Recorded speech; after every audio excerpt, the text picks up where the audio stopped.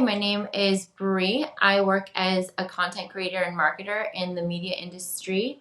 I use Adobe Premiere Pro CC and I would give them a 4 out of 5 rating. Before I was using Adobe Premiere Pro, I was using apps on my phone like InShot, a lot of the free apps from the app market, which were nice, but they were limited in their capabilities and also glitchy when you're using and for large media files. It just didn't make sense. So when I started growing in what I was doing, it was just better to have something that I could use for large files and I could control what I was doing within the program more seamlessly. I was taking a course in college and I ended up taking Adobe Premiere and the Dream Suites, and I just loved what the capabilities and how seamless it was with other apps. With Photoshop and combining like music editing, and I work with a lot of different musicians, and so having the capabilities within the whole system, you can just use all the apps seamlessly. But with Adobe Premiere Pro, it's just nice because I enjoy using the other software and apps that are available.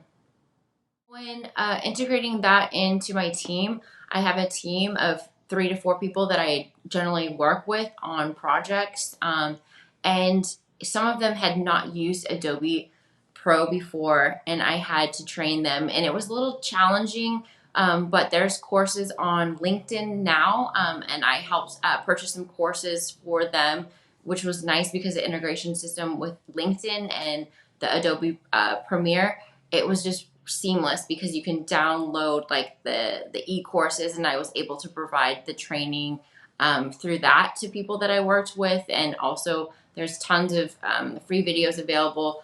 It is a little challenging at first to kind of get everything. It's kind of overwhelming for some people, but I found that when I found those LinkedIn courses and I found other tutorial videos, it helped them and they were able to get it within like a matter of a few weeks.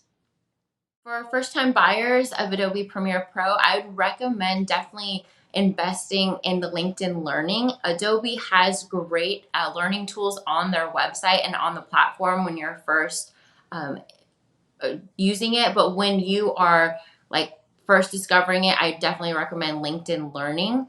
Another recommendation is you can do with teams, you can use other apps as well. So I'd recommend if you're onboarding like your team to teach them like the other apps that are available and learn the whole system at one time, because it's just easier, especially if you're using music editing software, which we use a lot.